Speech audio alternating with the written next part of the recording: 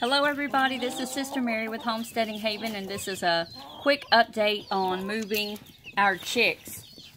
So if you remember, we started out with 9 of these smaller chicks. They were inside for a little while in a small, kind of looked like some little crate that they haul them in, but they have feathered out well, and we have moved them from, yes, rabbit hutches into this bigger portable kind of coop that you can move around. And a lot of our hens have been over here, but we knew that we started out with 9 of these right here. We bought them at an auction for like 50 cents a piece, and they had just a little bit of feather on them, but they have feathered out very well. It's very warm here in Tennessee. It's summertime, and it was time to move them out of rabbit hutches. We had already separated the 9 into a group of 4 and 5. We lost one, don't know why, but that's all right. It's just part of, you know, farming. You can't lose them if you don't have them. So now what we've got is, I'm going to show you these. They've gotten quite big, right? But they're not ready to run out here free ranging. They're not that big yet. These chicks right here might be, I'd say that they are probably 10 weeks old right now. So they've got quite a ways to go. But this coop right here, it will be sufficient. It will work out. So here are some more. Over here we've got a bigger one right there by the feed cans. And she's on the outside. But let's go look at the little bitty chicks. We just put all of the hatchlings from this spring in here also. We put everybody in at the same time. And it's still early, so we can watch and see if everybody's doing good, and they are. The only thing that we're running into is that the mama hens that sit on those eggs and they hatched out, they still want to be over here with the chicks. But they were beginning to just eat and drink all the feed, drink all the water and eat all the feed all the time.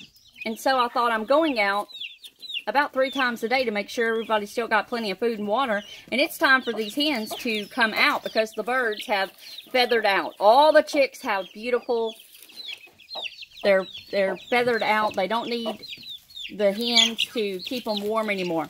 Now this is what we're looking out for. We've got it's probably a rooster right there. See his cone? And he was just running off one of these little chicks. But nobody's pecking anybody, and they are exploring.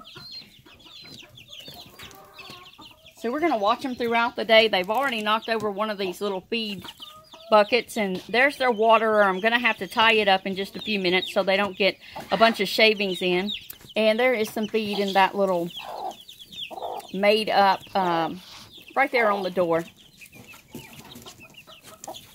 Just taking that ocean spray container and cutting it and making it with a zip tie, making it a feeder.